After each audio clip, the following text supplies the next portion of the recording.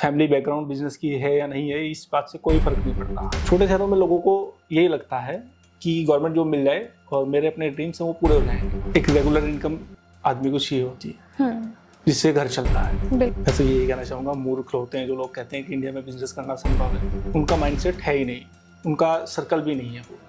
वो सर्कल आपको बदलना पड़ेगा। जो लोग बिजनेस करें उनके साथ बैठना पड़ेगा। जहाँ से मैं छोड़ूंगा मेरे बच्चे वहीं से स्टार्ट करेंगे। नौकरी करके सपने पूरे नहीं किए जा सकते। उसमें बताया था कि जॉब आपको कभी भूखा भी रहने नहीं देगी और आपको कभी अमीर भी नहीं होने देगी। जी, हमारा हिंदुस्तान 140 करोड़ का देश है, क्या नहीं बेच सकते आप। हमने महापुरुषों के बारे में पढ़ा है, लेकिन महापुरुष बनना नहीं चाहता कोई, क्योंकि गवर्नमेंट जॉब को ही उपलब्धि मानते हैं। नमस्कार, स्वागत करते हैं आरटीएस के एक और स्पेशल एपिसोड में। और आज हमारे साथ हैं मिस्टर अमित शर्मा। आज हम इनसे बात करेंगे इनके एक्सपीरियंसेस के बारे में कि जॉब छोड़ने के बाद इन्होंने अपना बिजनेस कैसे स्टार्ट किया, और ये अपने एक्सपीरियंस शेयर करेंगे कि जो आजकल के युवा हैं वो बहुत कंफ्यूज हो जाते हैं कई बार कि हम बिज़नेस करें या हम जॉब करें, या जॉब हम छोड़कर बिज़नेस कैसे करें। तो ऐसे ही मिस्टर अमित ने अपनी जॉब को क्विट किया और एक बिज़नेस स्टार्ट किया। उसमें क्या चैलेंजेस आए, क्या उनको मोटिवेशन मिला, और अपनी एक्सपीरियंस आ रही है हमसे शेयर करेंगे। तो आइए बात करते हैं हम। तो अमित, थोड़ा सा आप अपने बारे में बताइए। Thank you madam. मेरा नाम अमित शर्मा है, मैं मुजफ्फरनगर से हूँ। मुजफ्फरनगर एक छोटा शहर है, वहाँ बिजनेस करना थोड़ा मुश्किल है मेरे प्रोडक्ट के हिसाब से। बाकी तो कहीं से भी आप बिजनेस कर सकते हैं। बिल्कुल। तो मेरे प्रोडक्ट के बारे में आपको पता ही है। मैं एक प्लांटर्स का बिजनेस अभी कर रहा हूँ, जो आजकल हर घर की ज़रूरत है। बड़े शहरों की बालकनी आप देखिए सूनी सूनी लगती है, कहीं ग्रीनरीज नहीं है। तो मेरा जो प्रोडक्ट है वो आपकी बालकनी को सुंदर बनाएगा। आप होम डेकोर में इंडोर आउटडोर दोनों जगह इसको यूज़ कर सकते हैं। और आई थिंक आजकल जैसे बड़े शहरों में जो बालकनीज हैं, अगर हम उनकी रेलिंग पर अगर हम बड़े बड़े पॉट या प्लांट्स रख देते तो उनका गिरने का भी डर रहता है, और नीचे किसी को इंजरी हो जाए या कुछ हो जाए। उसके लिए आई थिंक जो प्रॉपर एक स्टैंड में अगर उनको बालकनी के कॉर्नर में रख दिया जाए तो वो बहुत एक सेफ भी रहेगा और बहुत सुंदर भी लगता है। आई थिंक ये भी बड़ा अच्छा एक मेरे ख्याल से एक आइडिया है। जी, ये ध्यान में रखते हुए प्रोडक्ट डिज़ाइन किया गया है। हमारा जो प्रोडक्ट है, एक तो उससे आप किसी को कोई इंजरी नहीं हो सकती, वो बालकनी में आपके अंदर रखा रहेगा। दूसरा, उस प्रोडक्ट को आप इतना मतलब छोटा सा स्पेस चाहिए रखने के लिए, आप 10 बाई 20 इंचेस में आप उसको रख सकते हैं। और वर्टिकल आप वो आप इतनी सी जगह में 7, 8, 10 पौधे रख सकते हैं। मतलब उसमें पौधे भी रखे जा सकते हैं, आप शो पीस भी रख सकते हैं, आप मल्टीपर्पज यूज कर सकते हैं, भगवान की मूर्तियां भी रख सकते हैं। मल्टीपर्पज के लिए आपका प्रोडक्ट यूज होता है। इंडोर आउटडोर आप दोनों जगह इसको यूज कर सकते हैं। तो ये आइडिया आपको कैसे आया? जैसे आप जॉब कर रहे थे तो उससे क्विट करना और फिर एक बिजनेस स्टार्ट करना, और जैसे आपने ऑफ द कैमरा बताया कि आपकी जो फैमिली है वो बिजनेस बैकग्राउंड भी नहीं है, तो आपको एक सपोर्ट भी नहीं है उस हिसाब से। तो आपने कैसे मतलब इतना एक स्टेप लिया कि जॉब छोड़कर बिजनेस में आ पाए? जी, जब आपको अपने सपने पूरे करने हैं तो फिर आपको बिजनेस करना पड़ता है। नौकरी करके सपने पूरे नहीं किए जा सकते। तो जब मैंने ये डिसाइड किया कि अब मुझे बिजनेस करना है, तो पहले तो ये रहा कि क्या करें। फिर बाद में ऐसे ही बैठे और थोड़ा डिस्कशन किया दोस्तों के साथ, तो मुझे दोस्तों ने बताया कि रेस्टोरेंट खोल लेते हैं, फूड सेक्टर में जा सकते हैं। मैंने फूड का बिजनेस स्टार्ट किया, मैंने अपना रेस्टोरेंट खोला और मुझे उसमें फेलियर का सामना करना पड़ा। पहली बार मैंने सोचा कि शायद कोविड की वजह से मैं फेल हुआ हूँ। फिर मैंने दोबारा स्टार्ट किया, दोबारा फिर से कोविड आ गया और फिर से मैं अपना लॉस हुआ बिजनेस में। लॉस हुआ मुझे बिजनेस में। फिर मैंने उसको वाइंड अप कर दिया। उसके बाद फिर कुछ टाइम मैंने जॉब की, तब भी मैंने जॉब क्विट की थी। फिर दोबारा मैंने वापस से ज्वाइन किया और कुछ दिन किया। फिर लेकिन ड्रीम्स थे, सपने हारने नहीं देते। तो फिर मैंने फिर से स्टार्ट किया कि अब कुछ नया बिजनेस करते हैं जो आज के ज़माने की एक ज़रूरत है। आज के लोगों को ज़रूरत है, कम स्पेस में आप एक प्लांटर स्टैंड रख सकते हैं और अपने घर को अच्छा लुक दे सकते हैं, जो बहुत अफोर्डेबल भी है। तो जैसे आपने बिजनेस में आने की कोशिश की तो आपकी फैमिली का क्या रिएक्शन रहा? जी, स्टार्टिंग में तो फैमिली ने थोड़ा, क्योंकि मैं उस फैमिली से आता हूँ जहाँ कभी किसी ने बिजनेस नहीं किया, तो मैं फर्स्ट जनरेशन हूँ जो अपना बिजनेस स्टार्ट कर रही है। तो स्टार्टिंग में थोड़ा फैमिली को डर लगा, थोड़ा फियर तो रहता ही है जैसे जैसे मैंने स्टार्ट किया थोड़ा सा रिस्पॉन्स आना शुरू हुआ, बीच में कभी थोड़ा सा डाउनफॉल भी आता है, बीच में 1-2 महीना ऐसा भी रहा कि मुझे कोई ऑर्डर्स नहीं आए। थोड़ा फैमिली भी कहने लगी यार ये तो क्या कर लिया तूने, नौकरी कर रहा था तो रेगुलर इनकम होती थी, क्योंकि जब एक्टिव इनकम रहती है फिर आदमी थोड़ा सा अपने खुला खर्चा कर सकता है। बिल्कुल। और आई थिंक एक जॉब के बारे में मैंने एक बहुत फेमस कोट पढ़ा था, मैं आई थिंक नाम मैं मेंशन नहीं कर पा रही हूँ, मतलब ध्यान नहीं आ रहा। उसमें बताया था कि जॉब आपको कभी भूखा भी रहने नहीं देगी और आपको कभी अमीर भी नहीं होने देगी। जी तो ऐसा भी है। बिल्कुल और है। बिजनेस के थ्रू आप मतलब अपने हिसाब से ग्रोथ कर सकते हो। बिजनेस में तो अपार संभावनाएं हैं। हमारा हिंदुस्तान 140 करोड़ का देश है, क्या नहीं बेच सकते आप, क्या नहीं बिक रहा है, सब कुछ बिकता है, बेचने वाला चाहिए। मतलब आजकल जैसे इंडिया की जो कंडीशन है वो बहुत ही फैमिलियर है, मतलब बहुत ही सुटेबल कंडीशन है आई थिंक फॉर स्टार्टअप। जी बिल्कुल। आप देखिए एप्पल जैसी बड़ी कंपनी इंडिया में आके बिजनेस कर रही है, इंडिया में आके स्मार्टफोन मैन्युफैक्चर कर रही है, तो हम इंडिया में रह के नहीं कर सकते। बिल्कुल बिल्कुल। अच्छा, जैसे अमित, जैसे आपका फ्रेंड सर्कल के बारे में आप बात करें तो सभी का जो माइंड सेट है वो किस तरह का है? मतलब आजकल मैं ये इसलिए जानना चाह रही हूँ कि जो हमारा यूथ है वो क्या सोचता है बिजनेस को लेके या जॉब को लेके, एक छोटे शहर का, एक गांव से जो बेस है यूथ का। तो आप ही के जो सर्कल में है थोड़ा सा बताएंगे उनके बारे में? जी, मेरा सर्कल जो था बेसिकली ऐसे लड़कों के साथ था जो गांव से संबंध रखते हैं। उन लोगों का एक ही ड्रीम होता है, गवर्नमेंट जॉब। और आज भी इंडिया में, क्योंकि इंडिया एक कृषि प्रधान देश है, किसान रहते हैं, तो उनका ये रहता है कि गवर्नमेंट जॉब मिल जाए तो लाइफ सेट है, गवर्नमेंट जॉब को ही उपलब्धि मानते हैं। आप थोड़ा सा बाहर निकलिए, बड़े शहरों में आइए तो डॉक्टर्स इंजीनियर बने हुए हैं, आप आते हैं तो आपको दिखता है। बहुत बिजनेसेस हैं, अपार संभावनाएं है बिजनेस की बड़े शहरों में। छोटे शहरों के लोग थोड़ा सा भी संकोच करते हैं बिजनेस में आने की। मतलब अगर कोई फैमिली बिजनेस में है तो आई थिंक वो एक सेफ जोन रहता है, तो उस फैमिली बिजनेस में उनका बच्चा जा सकता है अगर उसकी इच्छा है तो, क्योंकि वहाँ पर एक बैकअप है। बट जिनकी फैमिली में एक बिजनेस बैकग्राउंड नहीं है, एक फाइनेंशियल बैकअप नहीं है, तो उनके लिए तो थोड़ा सा आई थिंक बड़ा मुश्किल रहता है ये। जी थोड़ा मुश्किल होता है, बट ऐसा नहीं है कि असंभव नहीं है। मुश्किल होता है, चैलेंजेस आएंगे, और चैलेंजेस तो आते रहते हैं लाइफ। जब हमने ये ठान लिया कि बिजनेस करना तो फिर चैलेंजेस से घबराना नहीं है। अच्छा, जैसे बिजनेस करना तो अपना जो पैशन है उसमें, जैसे आपका एक आपने सोचा कि मुझे डेकोर से रिलेटेड कोई आइटम बनाना है, जैसे आपने बोला कि फूड इंडस्ट्री में जब आप गए थे, आप रेस्टोरेंट में, तो आपको फेलियर का सामना करना पड़ा था। तो वो किसी मतलब कि सब लोग यही कर रहे हैं तो हमें भी यही करना है, तो वो एक सफलता की कोई गारंटी नहीं है। आई थिंक आपका पैशन भी होना चाहिए कोई काम करने के लिए। जी, एक वेव आती है, उसमें कुछ लोग बह जाते हैं, फिर वो फेल हो जाते हैं। तो मैं भी उस वेव में बह गया था। मैंने भी देखा कि रेस्टोरेंट खुल रहे हैं, बहुत अच्छा मार्जिन है, तो लोग चले जाते हैं, लेकिन वो रेस्टोरेंट कुछ ही महीनों में बंद हो जाते हैं। मतलब आपका पैशन अगर नहीं आएगा पर आपका उसमें स्किल नहीं है तो आई थिंक वो फेलियर हो जाता है कई बार। मुझे लगता है कि किसी भी बिजनेस में जाने के लिए उसमें मास्टर्स होना जरूरी है। अगर कोई शेफ है तो वो अपना रेस्टोरेंट खोल सकता है, वो चलेगा। या मतलब वही स्किल सेट की हम बात कर रहे हैं।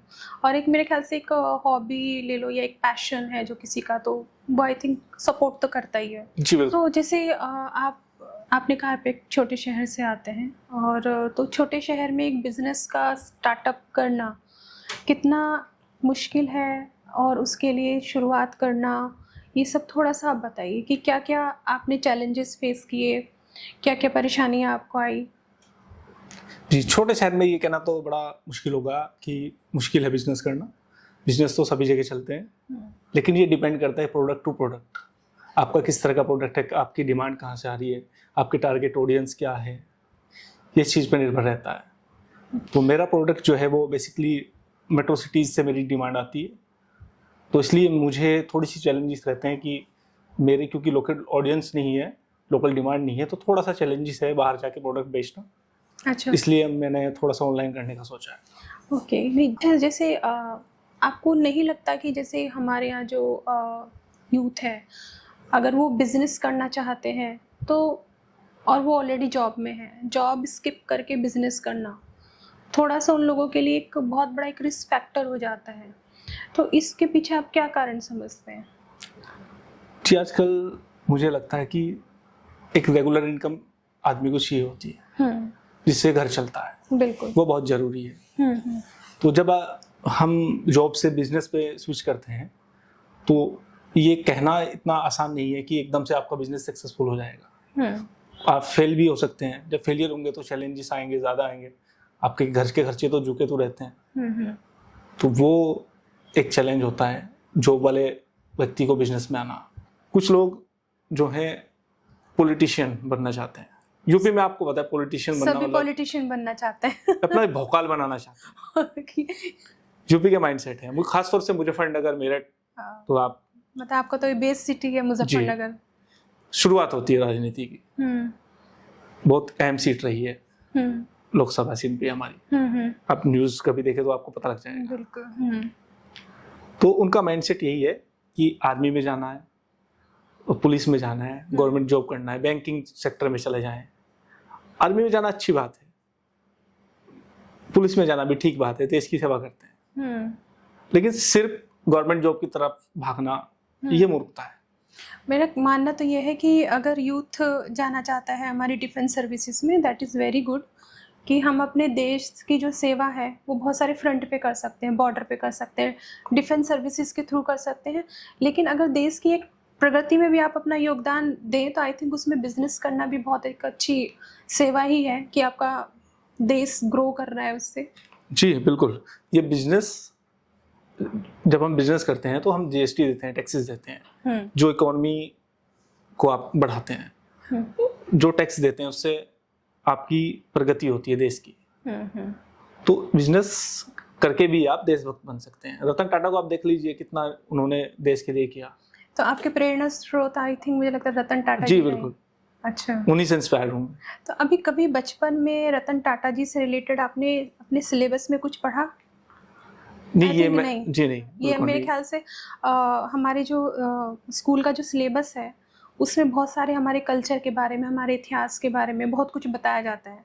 बट हमारे जो बिजनेस, जो हमारी देश को ग्रोथ देते हैं, जो बड़े बड़े बिजनेसमैन हैं, आई थिंक उनकी स्टोरीज भी हमें बचपन में पढ़ाई जानी चाहिए। हाँ जी बिल्कुल पढ़ाई क्योंकि जानी चाहिए। हम बड़े होकर उनके नॉवेल्स पढ़ते हैं या उनके कोई उनके ऊपर बेस्ड वेब सीरीज देखते हैं या कोई डॉक्यूमेंट्री देखते हैं, बट बचपन में हम उस चीज़ से बड़े अनटच्ड रहते हैं। अगर बचपन में ही हम ऐसे कुछ किस्से पढ़ें कि धीरू भाई अंबानी के, आप अंबानीज के हैं या बहुत सारे जो टाटा हैं, बिरला हैं, तो आई थिंक बच्चों को कहीं ना कहीं अंदर से आएगा कि हाँ कुछ ना कुछ प्रेरणा तो बच्चों के अंदर रहती है। आई थिंक ये होना चाहिए। हाँ जी, ये बिल्कुल होना चाहिए। एक अलग से सब्जेक्ट होना चाहिए। अपने जैसे हम महापुरुषों के बारे में पढ़ते हैं, ऐसे ही बिजनेसमैन के बारे में भी एक पूरा एक बुक होनी चाहिए जो पढ़ानी चाहिए, जिससे लोगों को इंस्पिरेशन मिले।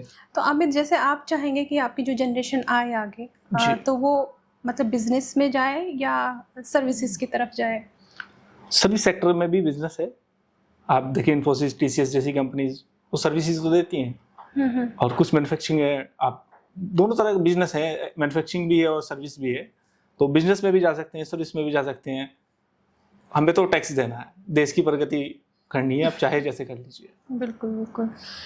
कुछ लोग बॉर्डर पे सेवा करते हैं और कुछ लोग अपने घर में बैठ के देश में बिजनेस करते हैं, तो देश की सेवा करते हैं, टैक्स देते हैं, टैक्स के रूप में वो अपना योगदान देते हैं। जी, जो हम पढ़ते हैं, जो हम देखते हैं, जो हम सीखते हैं, वही हम बनना चाहते हैं।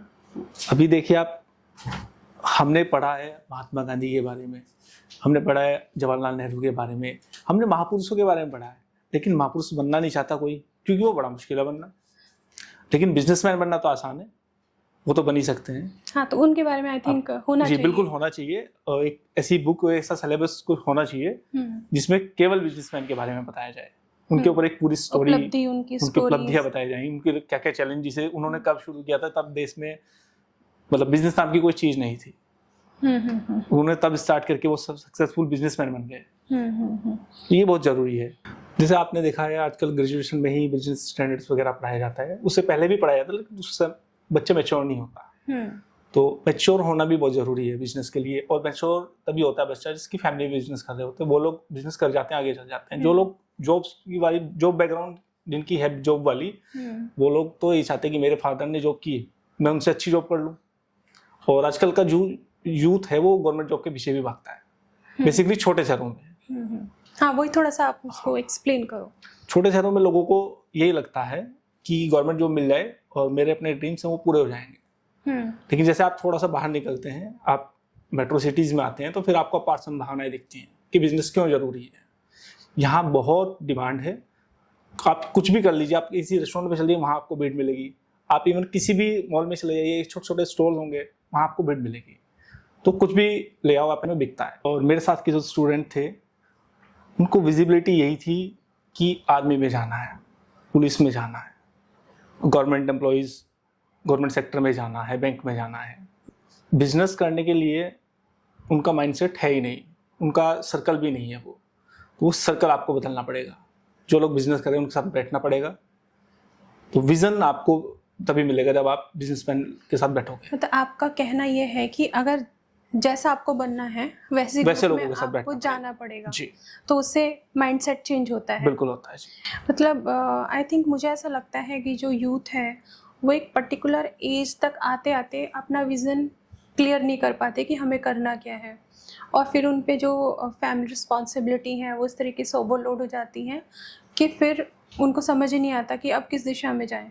या तो वो किसी कॉम्पिटिटिव एग्ज़ाम की तैयारी करते हैं, अगर वो नहीं हो पाता है तो देन वो फिर होपलेस होते हैं अगर कोई फैमिली सपोर्ट नहीं है। तो आई थिंक ये भी एक कारण है। जी बिल्कुल। आप देखिएगा शादियों में कितनी डिले है, लोग अपने पैरों पे खड़े होकर शादी करना चाहते हैं और सच है ये, करनी भी चाहिए। लेकिन जब विजन नहीं है, क्लैरिटी नहीं है, तो कैसे पॉसिबल होगा। और एक फैमिली सपोर्ट होना बहुत ज़रूरी है बिजनेस के लिए। जैसे लोग कहते हैं कि इंडिया में बिजनेस करना बड़ा मुश्किल है, बहुत लोग कहते हैं, बट आपके पॉइंट ऑफ व्यू से क्या लगता है कि जो स्मॉल बिजनेस हैं, जो स्टार्टअप हैं, उनका इंडिया में क्या अपॉर्चुनिटीज़ हैं। मैं तो यही कहना चाहूँगा, मूर्ख होते हैं जो लोग कहते हैं कि इंडिया में बिजनेस करना संभव है।